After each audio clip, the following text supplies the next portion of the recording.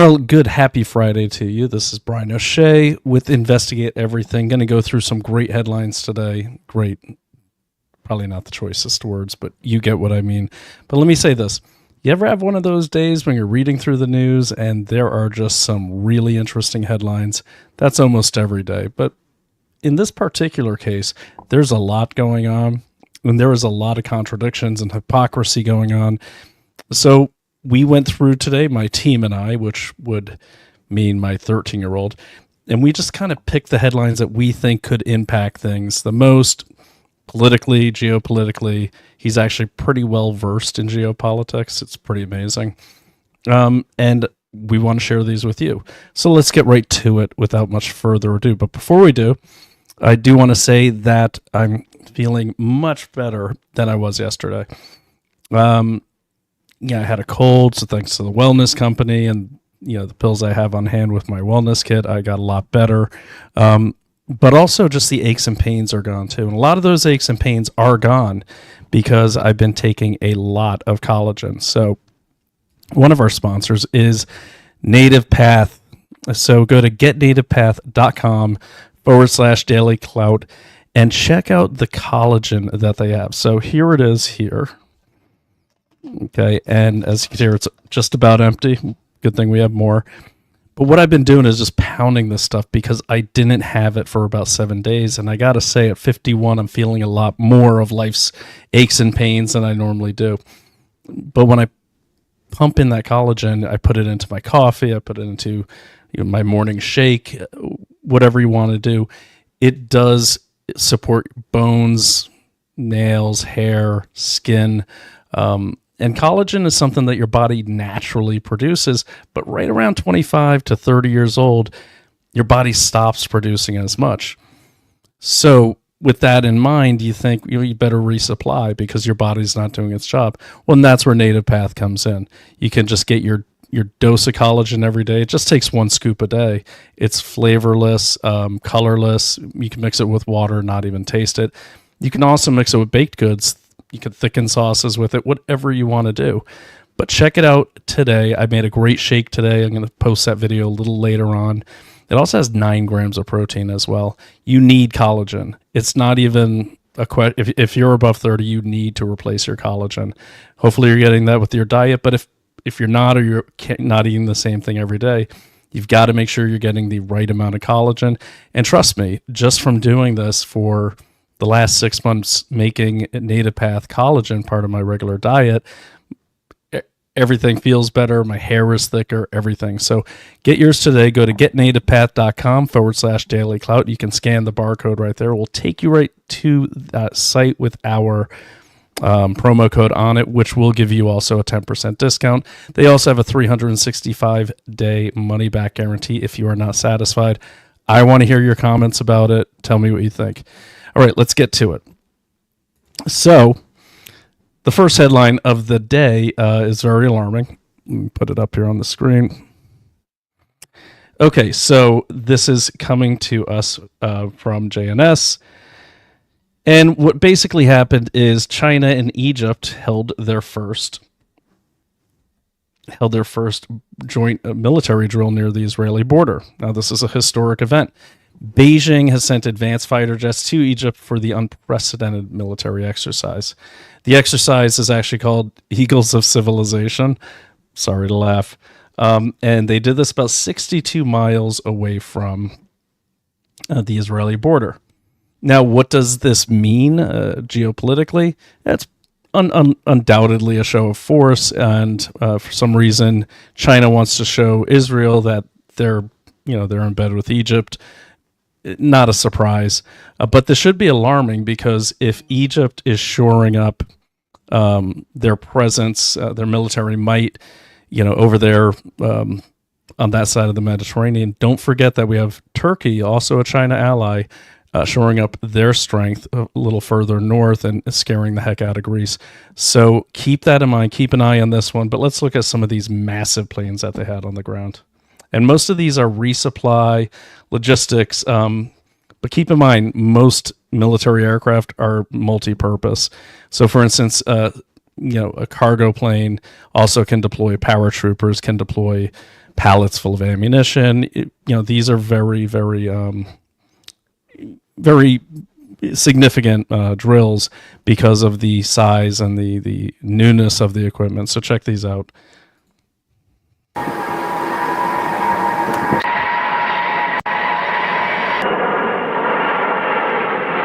So that looks like the equivalent of a C-5, which is a large plane that we use.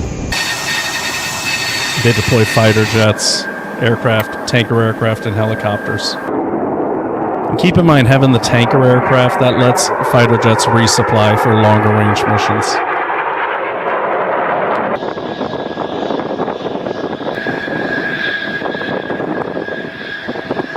Mutual trust between both armies.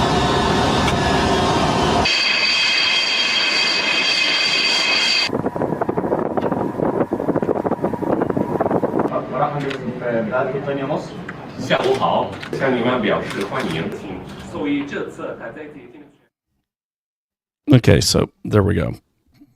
So that's definitely a headline to keep an eye on. We will see how that develops over time, and we will just keep an eye on it.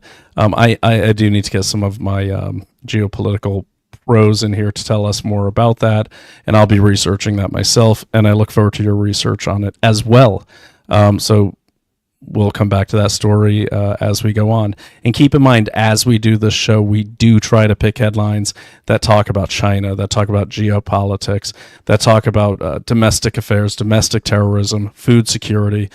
It's all based on the fact, and this part of investigation is all based on the fact that we here at Investigate Everything are well aware that we are at war with China, and we are constantly looking to get in front of which vector of attack they're coming at us with next, based on their 1999 manifesto called Unrestricted Warfare, which isn't warfare as the West sees it, but is definitely warfare as the Chinese Communist Party sees it.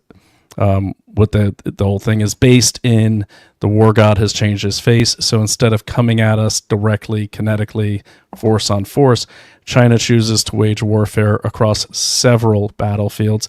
And those battlefields, in their own words, can include the boardroom, medicine, illegal narcotics filtering in through our southern border, lawfare, regulation warfare, where they infiltrate our system and change our regulations to favor them, fabrication warfare, the list goes on, but you get the idea, and even terrorism warfare.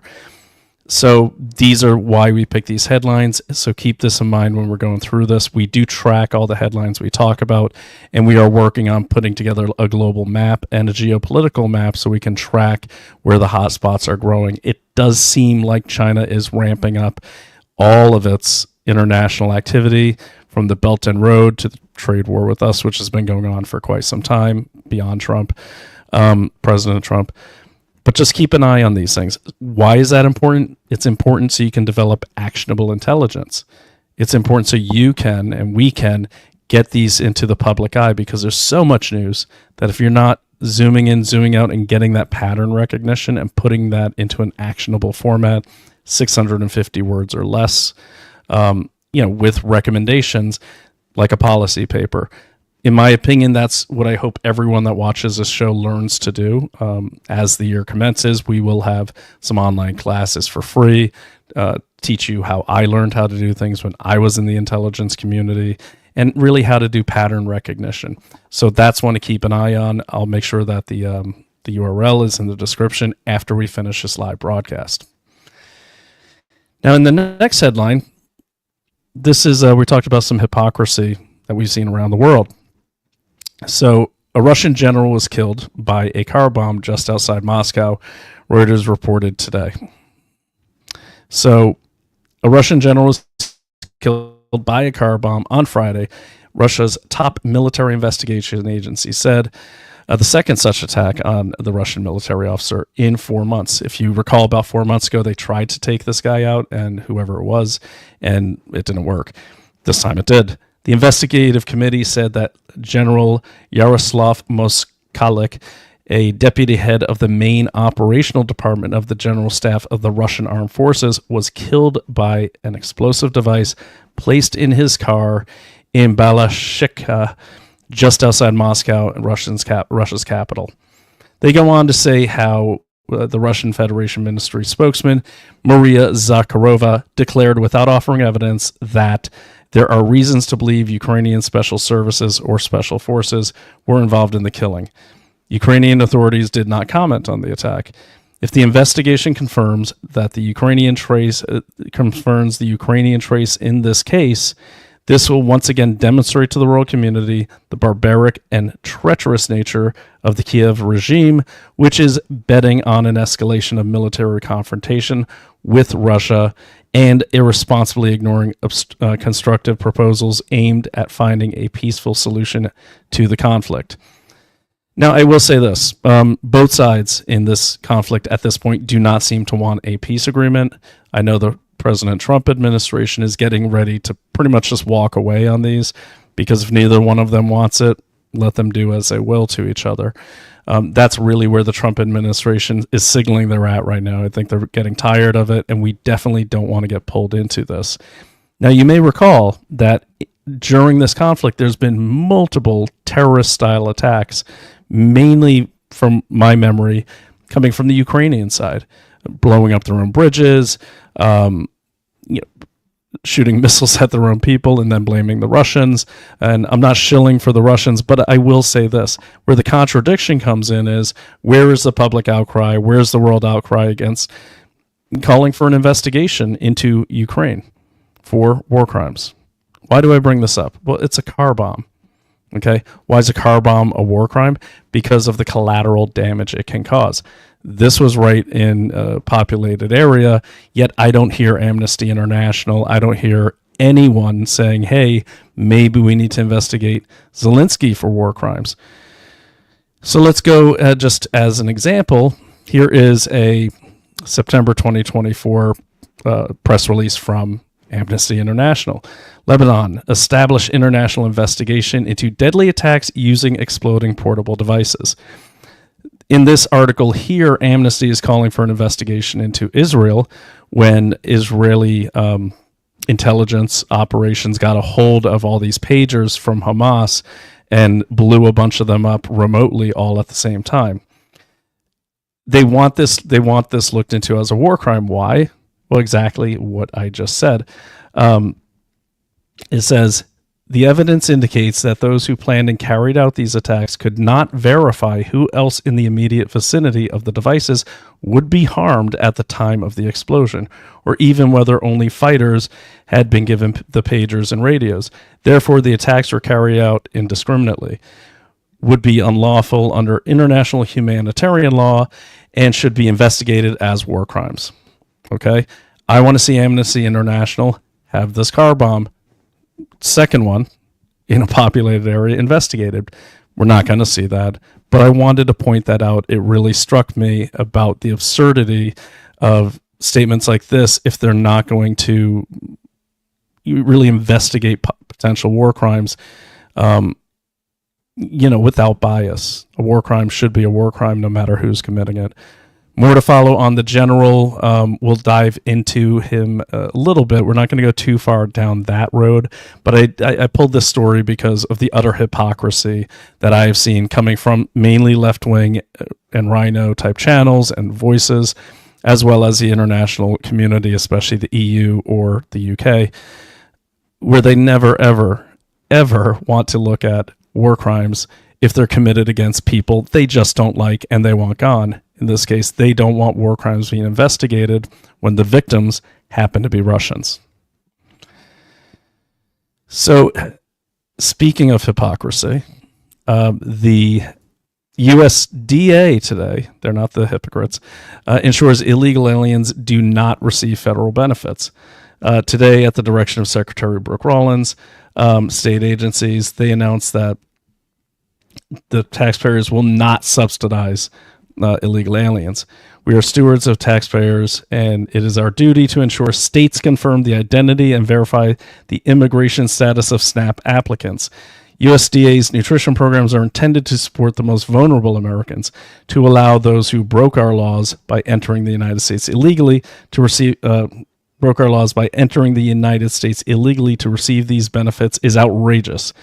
In February, the secretary directed USDA to review the administration of SNAP benefits and make necessary changes to align with Executive Order 14128, as discussed in a recent Government Accountability Office, or GAO, report. A staggering $10.5 billion in improper SNAP payments were made in FY 2023 alone, about 12% of the total SNAP payments per year. So what is SNAP? SNAP is like food stamps. SNAP is food assistance for people who are impoverished, Americans that are impoverished. And essentially what was happening, as you read the rest of this article, is USDA is showing that, hey, look, this is a problem. We're stopping it now. But illegal aliens were getting food stamps. Okay, now when this news article came up, I was immediately thinking about how many fact checks I'm sure there were when people like myself, my former co-host on Unrestricted Invasion, JJ Caro, would call out the Biden administration and say, hey, wait a minute, they're giving food stamps and benefits to illegal aliens with our taxpayer money. Those are our benefits. Our benefits. Look at what's happening in North Carolina after Hurricane Helene. Look at just many parts of this country, from the inner cities to the Rust Belt. People are impoverished. We can't afford to be giving our stuff away to other people who are here illegally, especially. But of course, there's always a left-wing voice trying to sound like an American who will call that out. And in this case, that happens to be a PAC called Really American. So I went back and I found this one. It disappeared. I'm sorry. But basically, Really American said no, they are not doing this. Give me a second here. Let me just find that. But basically, this PAC was saying, no, that didn't really happen. We weren't giving food stamps. Let me just call it up here in a second. Here we go. Here we go. Yeah, so check this out. Sorry about that, guys. Put that back up. By the way, I hate when I have to pull stuff off Facebook because it is the worst interface, but here we go. Okay. So this is April 23rd at 8:30 p.m. Here's a reality check for working class MAGA crowd screaming about immigrants and undocumented workers and screaming about immigrants. Undocumented folks can't get federal loans, food stamps, CHIP, or Medicaid. While they hand you a scapegoat, they're raiding your benefits. So this is this Really American, which is they're anything but really American, basically calling us stupid for calling out the fact that, yes, they are in fact giving food stamps to illegal aliens, and now you have the USDA confirming it. So who is Really American PAC? Won't surprise you, but they're Democrats. So here is the Really American PAC. Here's our homepage. It is reallyamerican.com. And as you can see, just your classic, left-wing PAC that anyone that complains about what the Biden administration or Democrats does is, some worthless person. And that's how they roll. I went a little further, went into open secrets here. And of course, Really American PAC, listed as Democratic Liberal and Open Secrets, and the treasurer is Justin Horowitz, who is the treasurer at many of these left-wing PACs. And of course, they use Act Blue to collect and steal people's money. And I think a further investigation should go into this. Maybe James O'Keefe, Jim Hoft at the Gateway Pundit, or any of you. But if you go to into the FEC.gov, here's the regularly filed reports. Okay. When you click on the current versions, what you get is reported receipts and disbursements. Okay, you go into here, and then what you want to do is click on the FCC form, and that is going to take you to, there we go. So you would go to itemized receipts. Okay, here we go. All right, so what you're going to see is you're going to see a bunch of, these are, in my opinion, these are called Smurfs. So this Really American PAC that thinks, it's a big myth that illegal aliens were getting food stamps, even though it's clear they were from the USDA themselves. Really American PAC if you look at their receipts here, going right up until March 30th, you got Alexandra Barcombe, there's her address, not employed, giving a total of $225. That's a lot of money for someone who's not employed. Adrienne Boles, same thing, $750. But if $750, she's a marketing executive. I'm not going to look into all of these. But what I'm saying is look for this pattern. If you look at the amounts, they're all the same. And then if you look at the totals, a lot of these, the majority of them are $225 or $300. And what do you see here? The majority of these people supposedly giving are not employed, and it goes on and on and on. But that's what's called smurfing. So basically what happens with Act Blue is you give a donation. So let's say you're a Democrat and you still think you want to give money to that corrupt organization called the DNC. You would go to Act Blue and fill out their form, and then they debit your credit card. However, they don't stop debiting it, and that is at the core of the investigation against Act Blue right now. And so these people here, most of them don't even know that their credit card is getting billed monthly. And this is really criminal, because when criminals tap into your checking account, the way they get away with it is they'll do small transactions. As you can see here, these are nothing but small transactions. So many people have been contacted. In one case, James O'Keefe contacted this sweet old lady who had no idea. She thought she gave $25. She'd given like a few $1,000s because they just start debiting. And of course, Really American PAC is right there with this other gang of corrupt criminals that, call themselves the DNC or the PACs that support them. So anyone in the audience, if you want to get into that, take a deep dive, take a look at Really American PAC. Just on a quick search of this PAC, I can tell you there's a lot here. Okay, moving on to the next headlines. But before we do, I do want to talk really quickly and say a big thank you to the Wellness Company. That is our sponsor. But thank God, man, because let me tell you something. I actually got a real cold, not the Roner, a real cold from all my travel. And thank God I have the Wellness Company kit with me, because I've got the medical emergency kit here. Okay, and in this kit, there's everything I need, from ivermectin to amoxicillin to doxycycline, everything you need, tick bites, colds, upper respiratory infections, that sort of thing. And instead of having to go to the doctor, or in my case, go to the Veterans Affairs and wait in long lines and just to get one pill, it's already pre-prescribed. Okay, and that's what I love about the Wellness Company. Everything you need, they've got. And they even have doctors who can assist you via telehealth. So do yourselves a favor and don't be reliant on the same hospitals that were telling you to get a certain shot, even though they knew it was dangerous. Take charge, take some agency of your own health, and make sure you can cure yourself with the guidance that comes from the Wellness Company. You want to go to dailyclouthealth.com. dailyclouthealth.com, and use promo code everything when you go to dailyclouthealth.com. That's going to take you to the Wellness Company, and or you could scan that barcode right there. You're going to get a 10% discount off your entire order. They have everything. They have the contagion emergency kit with hydrochloroquine, ivermectin. This one also has ivermectin, the blue kit. This is the black kit you're seeing there.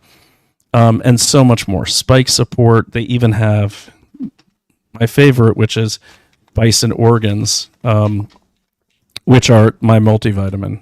Liver, heart, kidney of bison, Canadian bison, grass-fed, and they come in these little pills. They freeze-dry the organs, grind them up, and put them in a pill. I take about 4 of these a day, and it really does make you strong like bull.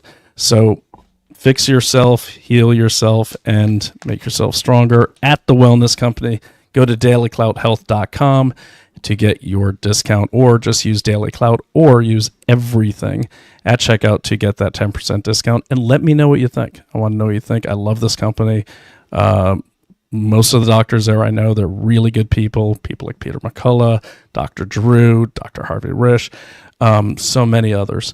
And they're a great company. I've been super, super happy with them. And I really appreciate that during Hurricane Helene, the wellness company actually offered free telehealth to people who were caught up in the hurricane down there in North Carolina. This is a good American company, and they do give you that measure of freedom you get when you do have options and you don't have to run to the globalist controlled doctors that are trying to take everything away from you. So go to the wellness company, dailycloudhealth.com, and get your 10% discount and get some great products over there. Okay, few more headlines. And by the way, guys, I will be going back to my longer format. It is spring break, and it has been a crazy travel schedule, and we are working some new things here at dailyclout.io.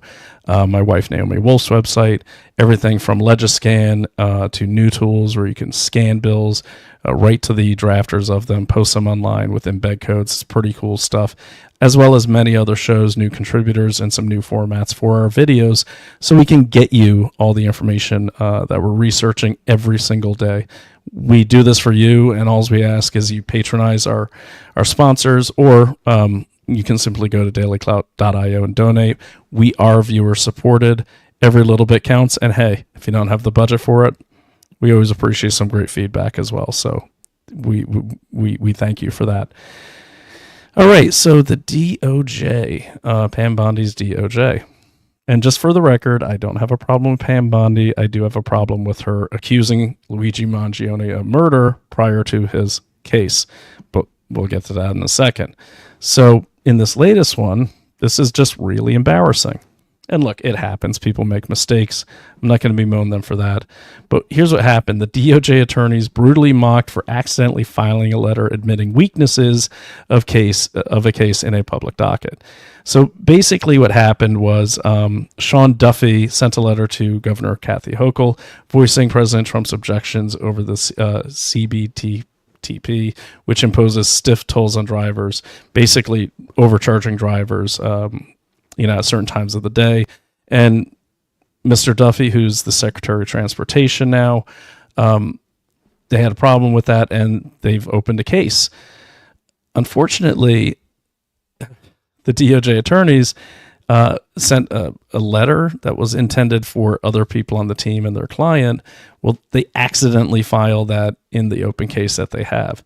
So Anna Bauer, at Anna Bauer, she says, certainly looks like the Justice Department intended to file a letter to Judge Lyman in MTA v. Duffy, but it accidentally filed a letter containing its legal advice to the Department of Transportation. Very embarrassing and kind of a bit of a case killer, if you ask me. Here's what was contained in the letter. It is unlikely that Judge Lyman or further courts of review will accept the argument that the CBDTP was not a statutorily authorized quote-unquote value pricing pilot under the value pricing pilot program. Basically, the attorney who wrote this was laying out the weaknesses of the case, and unfortunately, when it gets filed with a case, both sides can see that letter. That's a big faux pas, so hopefully they can clean that up. We all make mistakes. I remember one time hitting send, and I was making fun of my boss. That didn't go well for me. I didn't work there anymore. So these things happen, but when we're talking about our country and people's lives, you got to pay attention to detail. Sorry, sounds like a lecture, but you have to. And on that note, not quite on that note, but on the note of the DOJ, so today the DOJ officially said that they are charging Luigi Mangione and they are going for the death penalty. Luigi Mangione, for those of you who may not recall, is the man accused being the key word, killing United Healthcare CEO Brian Thompson last year. And he can face a death penalty on the federal murder charges if found guilty. Attorney General Pam Bondi, she announced in April 1st, I believe, that she was seeking the death penalty in this case. Now, the problem I had with it is when she gave that press release, she actually said, for murdering Brian Thompson, something along those lines. Not allegedly, not accused of. She said for murdering. That's why she was going after the death penalty. Now, I never really understood the reason why she even had to say that, because, first of all, these charges were already there. These charges came under the Biden administration, under Merrick Garland. So if you see here, this is December 19, 2024, Luigi Mangione charged with stalking and murder of the United Healthcare CEO Brian Thompson and use of silencer, crime of violence. That is dated December 19th, 2024. That's justice.gov. So that's from the DOJ themselves. And they talk about this in this press release about the death penalty and everything like that. So I don't really understand why Pam Bondi felt the need to announce this. But I am going to explain to you what I think. Not on this show, but we are dedicating a full 2 hours to the Luigi Mangione case. Hopefully this weekend, probably Monday, but I will try to get something to you no later than Monday. But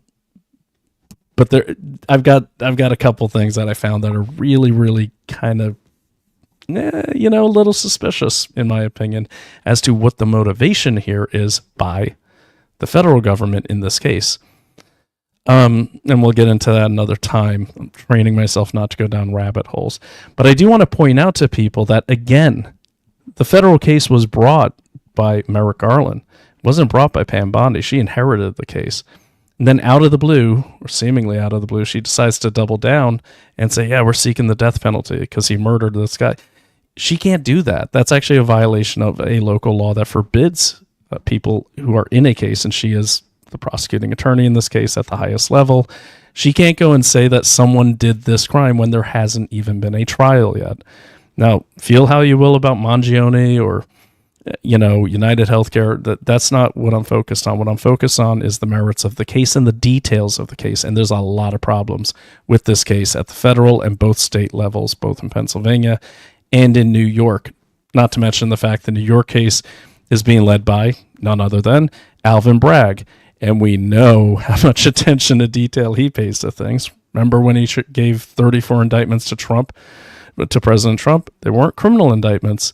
I mean, they weren't crimes. They were criminal indictments for non-crimes. And don't even get me started. So keep an eye on the language here, though. If you go back to her words, there we go. It's kind of changed. So what Merrick Garland here is saying is he's making it clear that, okay, so what Merrick Garland says is, as alleged, Mangione planned his attack for months and stalked his victim for days before murdering him, methodically planning when, where, and how to carry out this crime.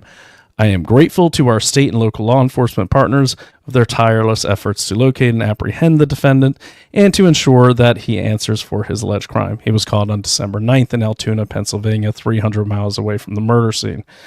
Brian Thompson was gunned down in cold blood as he walked down a street in Midtown Manhattan. That was in front of the Midtown Manhattan Hilton, or the Midtown Hilton at 54th and 6th.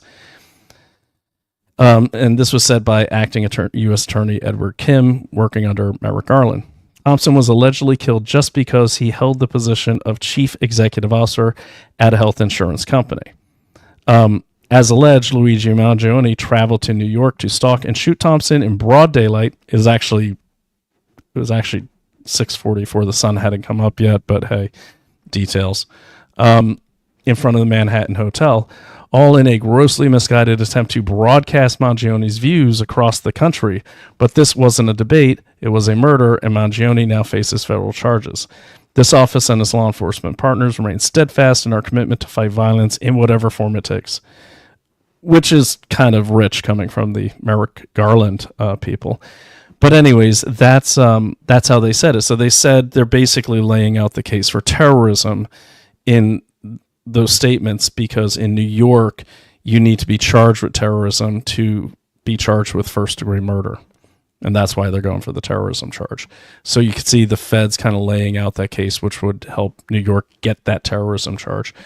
A couple problems with those statements is that if he wanted to broadcast anything across the world, you would think he wouldn't use a silencer and wouldn't do it, in the dark of early morning, and disguise himself.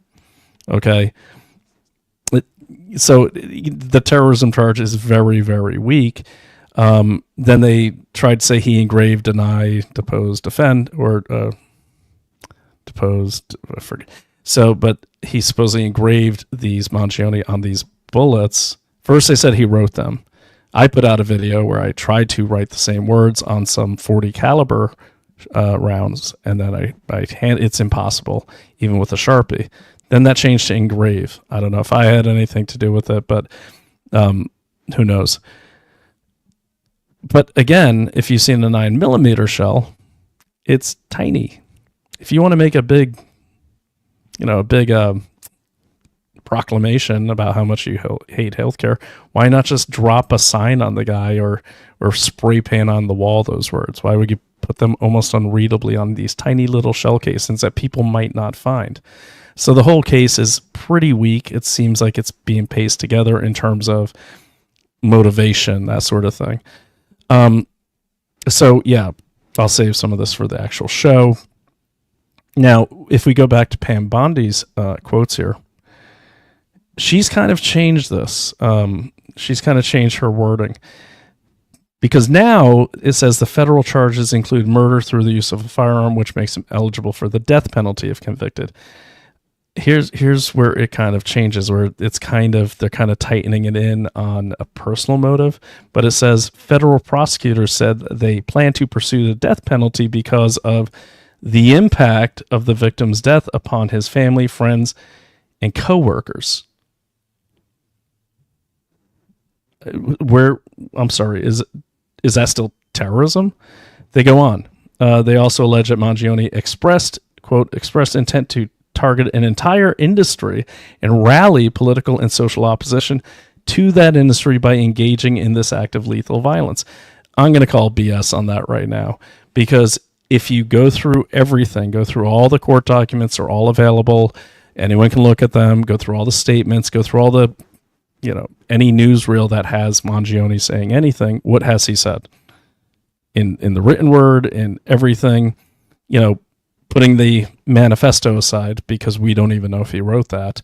It wasn't even a manifesto until the Altoona police officer labeled it as a manifesto.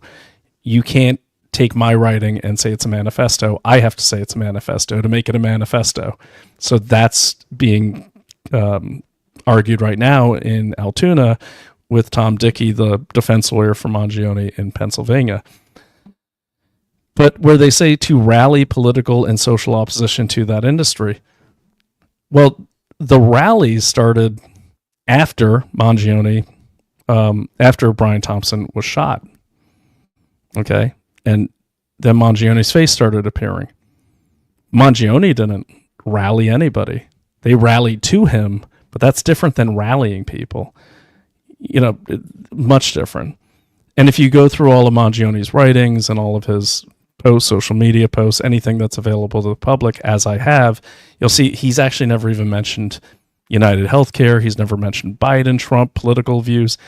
Actually, his brother is a Republican delegate in Baltimore. His cousin is a Republican delegate in Baltimore, which kind of takes, for the most part, this guy seems apolitical. He's a son of Italian immigrants, working class family that made a lot of money in none other than the healthcare industry. So the whole motive, and it just seems like this narrative about his motivations keeps changing. They don't have a motive in this case, and that's a big problem for them, as you'll see. Nor do they have anything except for circumstantial evidence, if that, and the evidence still needs to be challenged by the defense, which is routine. So we'll see how this happens, but I keep an eye on how the language just keeps changing in this case. That, first they get it down to impact of the victim's death upon his family, friends, and coworkers. Well, I get a question for the DOJ right now. What about all the people killed by illegal aliens? Shouldn't all those people get the death penalty? Because it certainly impacted, like, Laken Riley's family and her friends and co-students. What about them? Okay, and so this is a dangerous precedent that we're seeing here, because they want this death penalty for Luigi Mangione, and it seems, and Bondi's own words, to support President Trump's a tough stance on crime, well, that can set a precedent where it doesn't, doesn't take as much to get the death penalty even at the federal level. And it's a very dangerous precedent to set, especially with the case as weak as the one against Luigi Mangione. And again, I don't know Luigi Mangione. I don't know his politics. I have no problem with United Healthcare. They were always decent for me. I've had United Healthcare. Mangione actually never had United Healthcare. He was never a customer. United Healthcare confirmed that right after he was caught. But the precedent that they're setting here is, hey, for political reasons, you can get the death penalty. Because here's what's happening. The right, a lot of the big voices on the right are screaming, kill him, he's a lefty.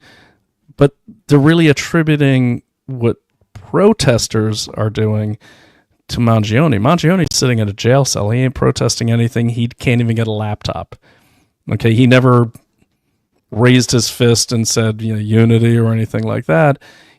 He's been arrested and charged with these crimes. The only things he has said are he was worried about the McDonald's employee and violence against those McDonald's employees where he was arrested. And he said the American people are not stupid when he got dragged into his arraignment on December 9th after being held without a lawyer for like 6 to 8 hours. And then he said two other words. Those two other words are not guilty. So whether he did it or not, we'll find out. But what the facts show is he's certainly not responsible for all these protests and everything against United Healthcare that have popped up. Who is responsible for them? Something called peoplesaction.org, who pretty much made all those protests pop up using Act Blue right after Brian Thompson was shot and killed. Okay, peoplesaction.org, they've had violent protests outside of United Healthcare. And I can't believe nobody's talking about this group. But check it out, peoplesaction.org. Okay, and they want socialized medicine. That is their goal. So of course they're going to mount all these rallies against United Healthcare. Mangione, guilty or innocent of the actual crime, he seems to be unwittingly being used as a symbol for the radical left who wants to change the way we do healthcare in this country. I'm not saying it doesn't need improvements, but again, we don't do things the Marxist way here in America. So keep, really, really read the details and really think when you look at this case, what has Mangione said? It hasn't been much. Okay.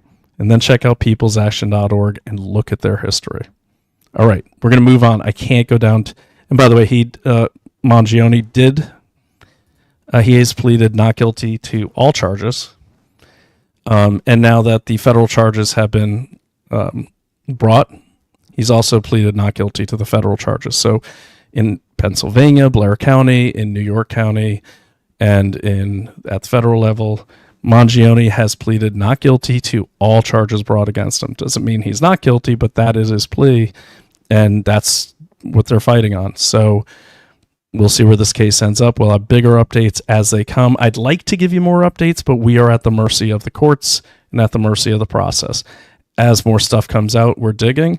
I am constantly digging for connections to figure out why Mangione, let's say he was innocent, why was he picked up?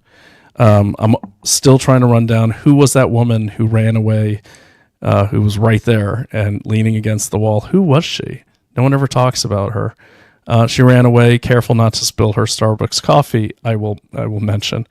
And I want to know, did they ever question the other CEOs at United Healthcare? Because there were 3 of them, Brian Thompson included, who were part of an ongoing insider trading case. And that's still going on as far as I know, where they all traded their stocks before telling their shareholders that, oh, by the way, we're under a federal investigation for another thing that the company was doing. So have they been questioned? Because of all the people that had motive to kill Brian Thompson, the one guy that doesn't seem to have any motive, except for some scribbled weird 262 word manifesto that seems to me like it was just kind of gibberish, and was labeled a manifesto by the police, not by Mangione. And even in the manifesto, I don't see any calls to violence. Okay, it's also very, I don't know, man. It just seems like Mangione didn't write it. This is a pretty articulate kid. I've seen his writings before. A lot of you have. We've highly educated, above average intellect, obviously.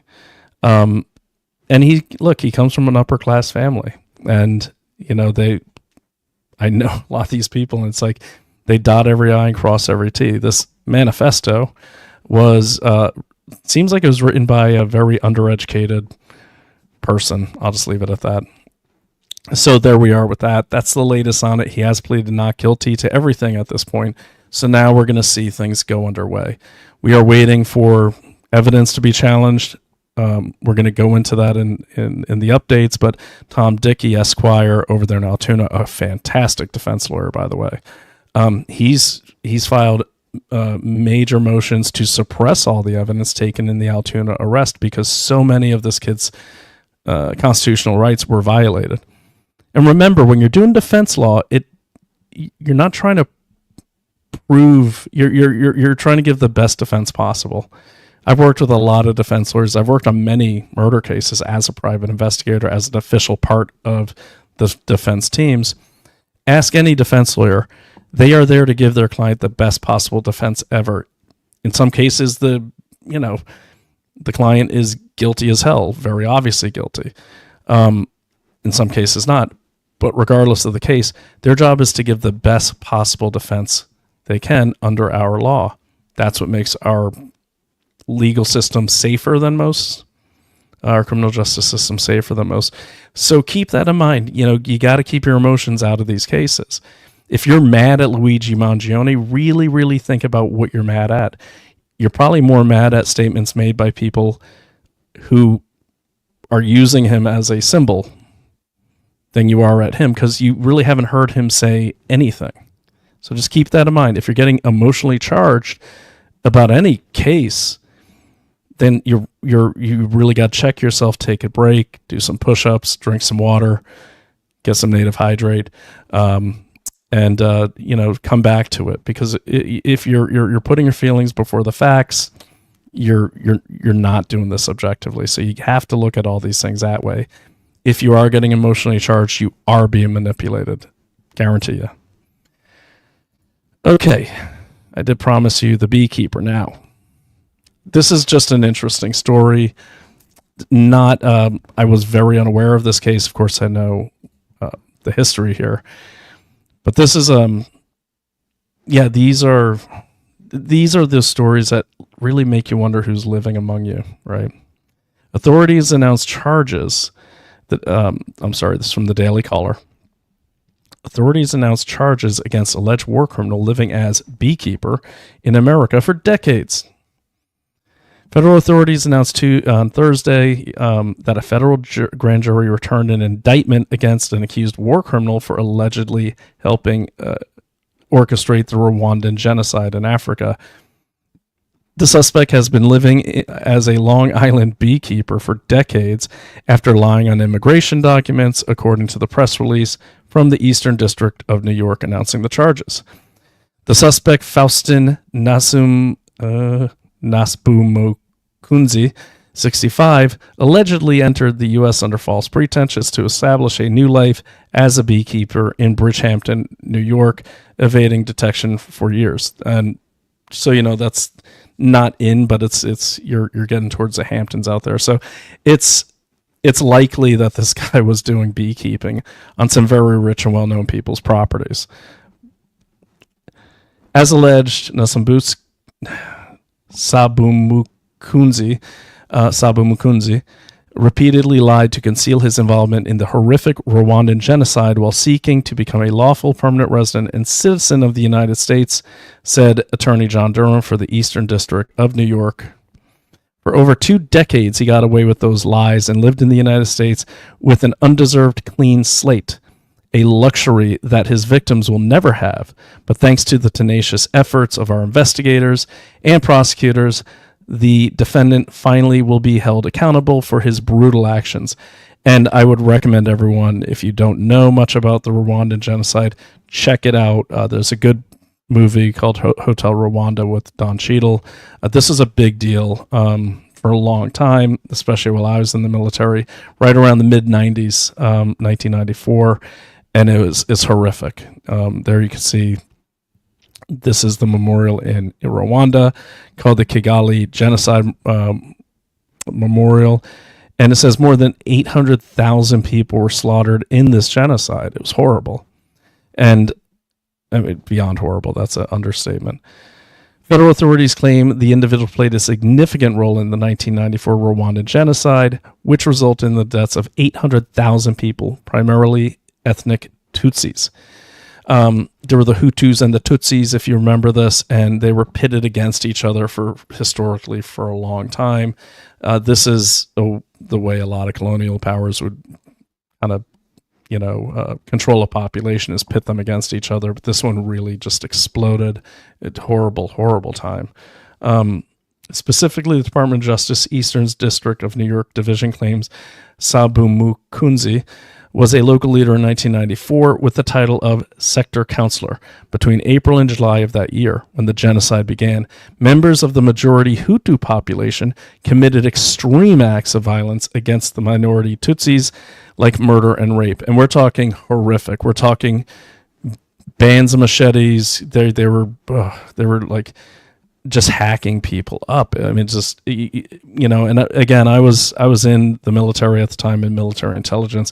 I saw a lot of graphic footage that you're not going to be able to see, but you cannot imagine the type of savagery that you witness when you're watching it, but also when you go to places like this. I didn't go to Rwanda, but I've been to places where there have been these kind of mass genocide events, and it's something you don't forget. This defendant has been living in the United States for decades, hiding his alleged horrific conduct, human rights violation, and his role in these senseless atrocities, said Special Agent in Charge McCormick of the U.S. Immigration and Customs Enforcement. The depraved conduct which the defendant is accused represent the worst of humanity. And you can see there's a bunch of people who were slaughtered. This is the bodies of Tutsi genocide victims lie outside the church in Rukara, Rwanda, May of 1994. One of the worst single acts of violence took place at the church, where 4,000 people seeking refuge there were killed by Hutu militias. As alleged, the defendant participated in the commission of the heinous acts of violence abroad and then lied his way into the green card, into a green card, and tried to obtain U.S. citizenship, said Matthew Galeatti, head of the Justice Department's Criminal Division. No matter how much time has passed, the Department of Justice will find and prosecute individuals who committed atrocities in their home countries and covered them up to gain entry and seek citizenship in the United States. So let's think about that. He was trying to get citizenship during a time when it was a little tougher. I mean, even under Obama, it was tougher than, under Biden, when it was just wide open borders. This is one guy who was able to evade everything for decades, being a beekeeper to probably some of the richest homes on the East Coast. Now, under Biden, there's millions that have poured over our border. Millions. And as J.J. Carroll, my former host, would normally say, there were so many gotaways that were called special interest aliens. Special interest aliens are people who are on the terror watch list, are wanted, genocidal, homicidal maniacs like this guy, that were just led into our country. We even reported on 2 very high-ranking Taliban guys who were caught at our border in 2023 and then given a ride somewhere into the interior. So don't feel, in my opinion, we can't afford to be gummed up with this, this idiot MS-13 guy and all this. We have dangerous people, and they could be cutting your yard. They could be moving in next door to you. They could be, living in a room given by some bleeding heart in Boston who wants to help everyone. Look, the heart's in the right place, but get the brain in the right place. We don't know these people. We don't know how these people live. We don't know who's in this country. Okay, and this is why it's so important that the Trump administration continues, as unimpeded as they can, continues to be allowed to deport as many as they can, because every single illegal alien that came into this country, not through the normal process, they are felons. That's a fact. That's a fact. And so they all have to go. I'm sorry, but they do. Because for every 100 good ones, there's going to be a monster like this. There's going to be a monster like this. Is that a chance that you, and I'm talking to you, left, want to take? Are you sure you know the guy that you just hired, or the guy that just rented your, little apartment? Is that a chance you want to take with your kids? So before we can start inviting guests into our house, we need to secure our house, because right now we have monsters all throughout it. So with that said, I'm going to leave you on this one, but I'll be back throughout the weekend with more headlines, and we will start really trying to take all these headlines we're getting and piece them together to show the pattern. And we will, I want some of you to get on the show too. So you people that are doing research, and good research that's well sourced, send me your reports. I won't publish them. I'm not going to scoop you, but maybe we could have you on too. I want to start getting people on the show that are not well-known academics and everything, even though they're great. I've had some great people on that are well-known academics, or influencers. Everyone's important, but there's a lot of people who are doing investigations every day and trying to get people to look at them, and no one's seeing them because no one knows who they are. I can't promise to make them a somebody. I'm barely a somebody myself, but I'll give you an audience. If you have a well-researched report and it's in the area we're talking about, I don't mean some long drawn out thing about Bill Gates and the New World Order. That's not what I'm talking about. I'm talking about actionable intelligence, things like, I did this investigation and Pfizer's going to do this with this factory in this area, or, hey, the California wildfires, this crew was contracted to do this, but they also caused a bunch of fires somewhere else. That's what I'm talking about. Good tactical intelligence type reports, stuff that people can act on and be aware of in their communities. So that's what I'm looking for. And I can't promise I'll put you on. It depends who you are. I got to make sure you're not insane, or that you exist, or that you're not a troll.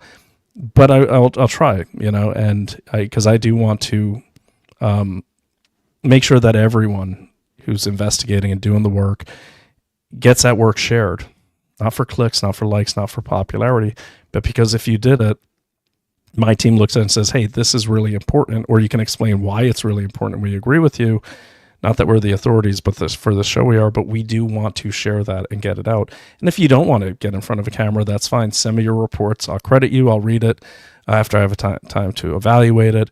But I want people investigating everything. I want you in your local areas looking into everything, looking into what's going on with water security, food security, pharmaceutical malpractice, criminal activity, illegal aliens, land grabs by FEMA, attempts to really mess up our food, anything that can affect the security of this country. We want to get that and amplify it, and hopefully give the people in that local area and at the national level the tools they need to pursue this even further and take action to stop any crimes or any harm that is being attempted or being acted against the American people. And that's the whole point of Investigate Everything. So with that long conclusion, I'm going to bid you farewell. You have a happy Friday. Enjoy yourselves tonight. I am going to do the same, and just going to get to bed early. My son's got a big game in the morning, and on his football team, so I'm looking forward to that. And I'll give you the results and maybe share some pictures. So pretty proud of him. He's good and healthy. He takes the bison organs too, by the way.